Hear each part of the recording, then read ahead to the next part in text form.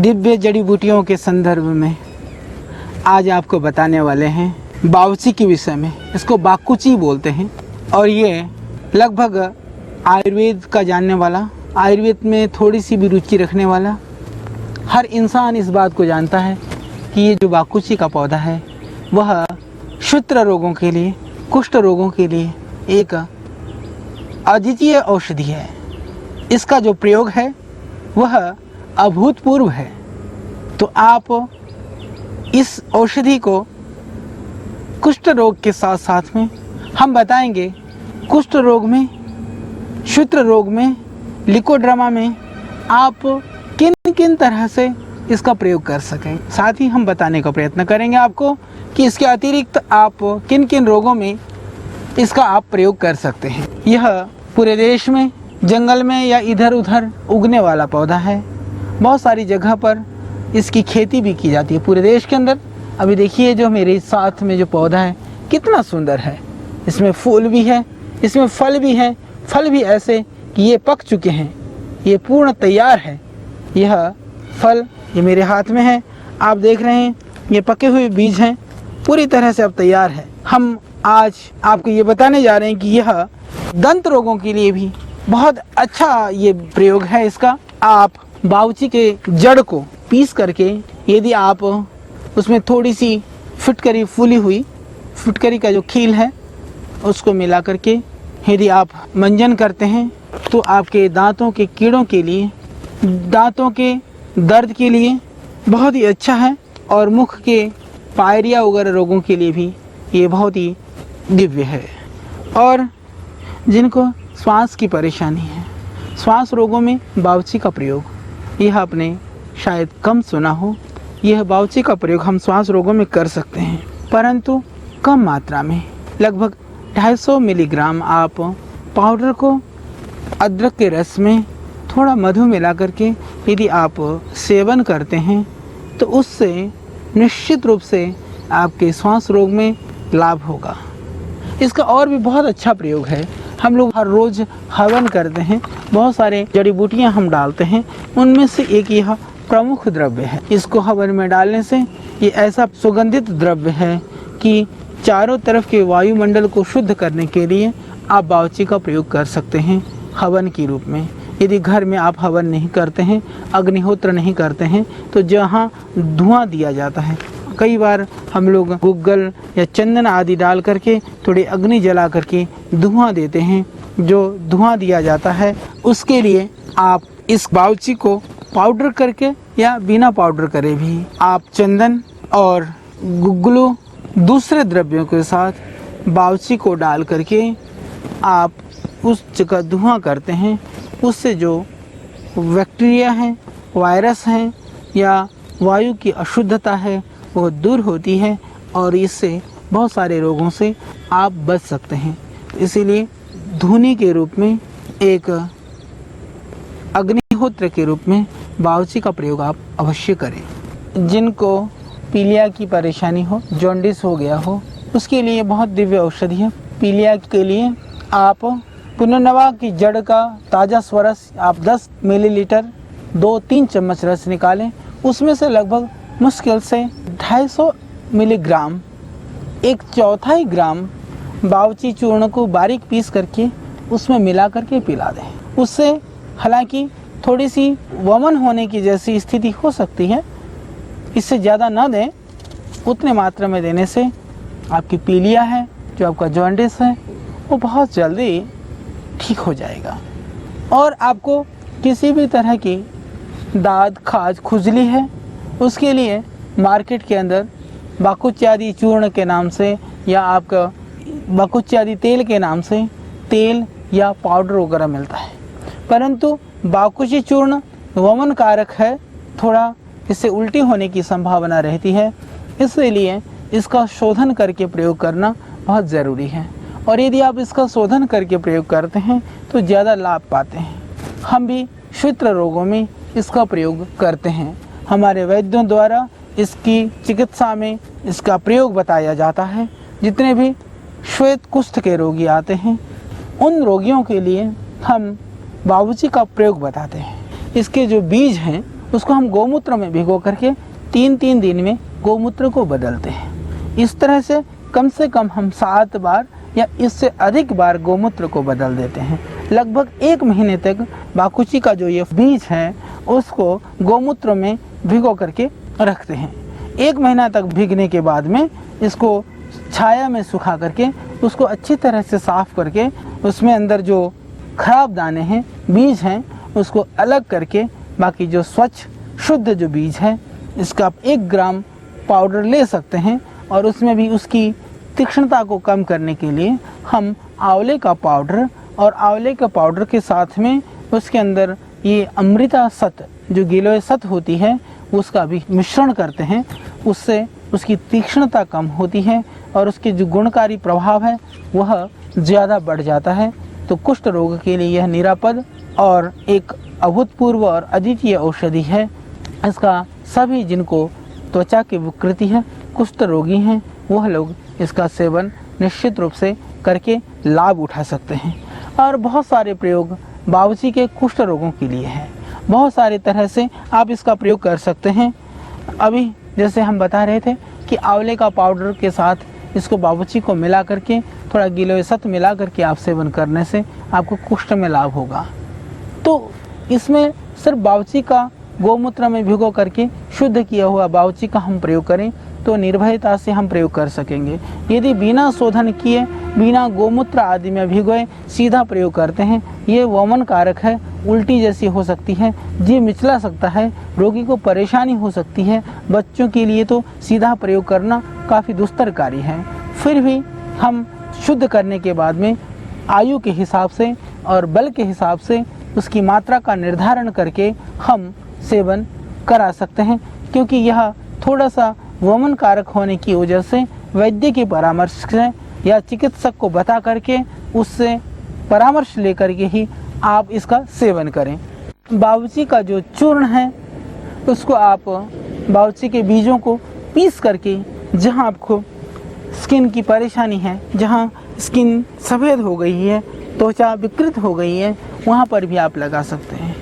उसको यह भी तीक्ष्ण है, कभी कभी इसको लगाने से फफोले टाइप पड़ जाते हैं, तो उस स्थिति में इसको कभी कभी लगाएं। या नारियल के तेल में थोड़ा कपूर मिला करके उसको लगाने से वो फफोले भी शांत हो जाते हैं। और बावर्ची को पीस करके यदि अदरक का रस उसमें मिला लें, अदरक का रस मिला करके और थोड़ा सा उसमें गेरू मिला करके आप लगाते हैं तो इससे सूत्र के निशान और दाग धब्बों में बहुत जल्दी लाभ होता है। 100 ग्राम बावर्ची, 25 ग्राम गेरू और 50 ग्राम पवाड़ के बीज, पनवाड़ के विषय में भी हम आगे चर्चा करेंगे। ये तीनों को मिला करके पीस करके सूत्र में लगाने से भी पूरा लाभ हो जाता है। और जिनको कुष्ठ की बीमारी है, आंवले का रस और कत्थे के पेड़ के छिलका को, खैर का जो पेड़ होता है, थोड़ा पेड़ का छिलका और थोड़ी मात्रा में आंवला, उसको लेकर के लगभग 2 गिलास पानी में आप उबालें। उबाल करके जब आधा गिलास बचे उसको छान करके थोड़ा ठंडा होने के बाद में आधा ग्राम शोधित बावर्ची का चूर्ण यदि आप सुबह शाम लेते हैं तो आपको निश्चित रूप से कुष्ठ रोग में पूरा लाभ होगा। इसके अतिरिक्त इसका जो ज़्यादा प्रयोग है, इसको कुष्ठ रोग हंता के रूप में, कुष्ठ रोगों के लिए एक दिव्य औषधि के रूप में जाना जाता है।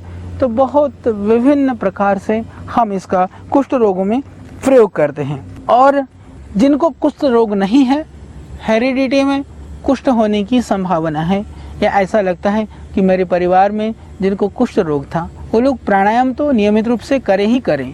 प्राणायाम करने से जो वंशानुगत जो रोग हैं, होने की जो संभावित जो रोग हैं, अनागत जो बीमारियां हैं, उनसे आप बच सकते हैं। और उन रोगों से बचने के लिए इन प्राकृतिक यौगिक क्रियाओं के साथ साथ में इन जड़ी बूटियों का थोड़ा भी हम आश्रय ले लें, आलंबन ले लें।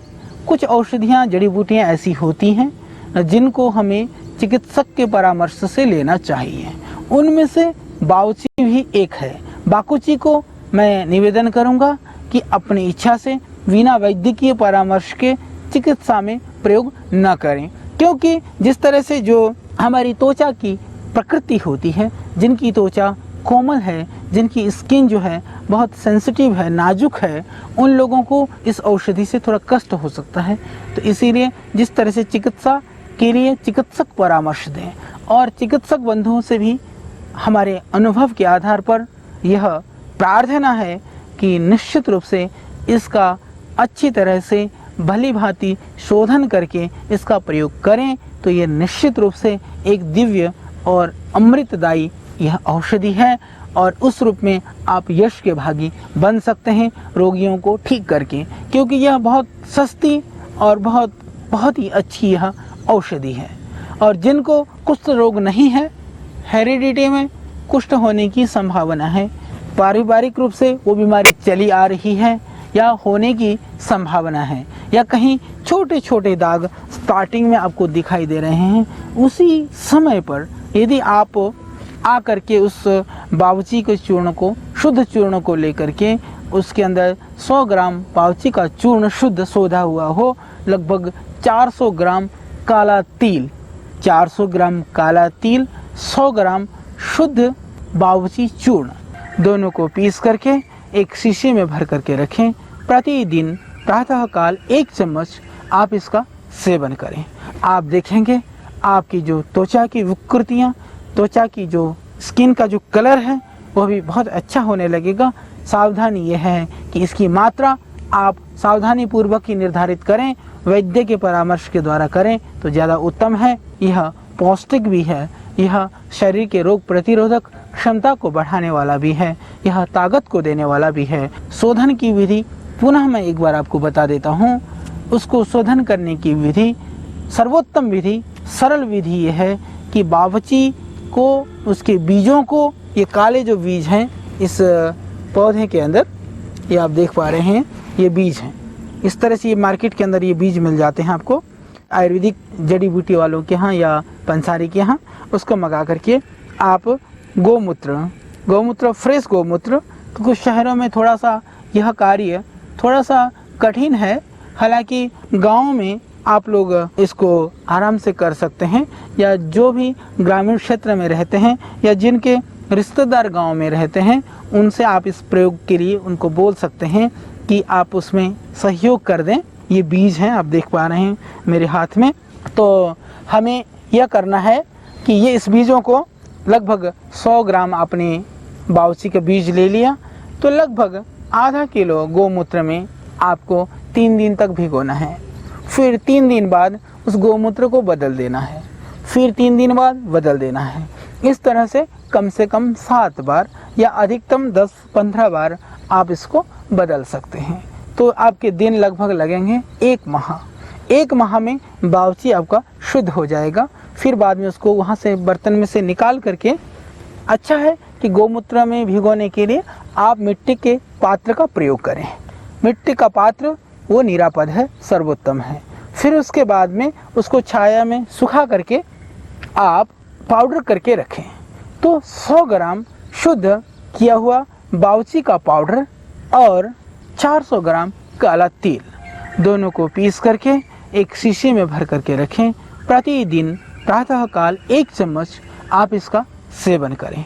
आप देखेंगे आपकी जो त्वचा की विकृतियाँ, त्वचा की जो स्किन का जो कलर है वह भी बहुत अच्छा होने लगेगा। यह पौष्टिक भी है, यह शरीर के रोग प्रतिरोधक क्षमता को बढ़ाने वाला भी है, यह ताकत को देने वाला भी है, और कुष्ठ रोगों से बचाव के लिए यह एक दिव्य और सर्वोत्तम एक योग है। इसको हम अपना करके इस दुस्साध्य, कष्ट साध्य चर्म रोग और श्वित्र और कुष्ठ रोगों से हम बच सकते हैं, औरों को भी बचा सकते हैं। सावधानी यह है कि इसकी मात्रा आप सावधानी पूर्वक ही निर्धारित करें, वैद्य के परामर्श के द्वारा करें तो ज़्यादा उत्तम है। तो आइए इस जड़ी को पहचान करके इस बावची को हम जानें। मैं चाहता हूं कि हमारे देश का प्रत्येक बच्चा, प्रत्येक युवा और प्रत्येक वृद्ध इन औषधियों को पहचाने, इसके रूप और इसके स्वरूप को पहचाने, और अपनी ज़िंदगी में, अपने जीवन में इनके प्रयोगों को भी जाने, और जान करके जीवन में अपनाएं और लाभान्वित हो। यही हमारा मकसद, यही हमारा लक्ष्य, यही हमारा उद्देश्य है। तो आज हमने इस बावची के पौधों के संदर्भ में जाना। कल एक और दिव्य औषधि को लेकर के आएंगे आपके बीच। तब तक के लिए हमें दीजिए आप विदा। प्रणाम।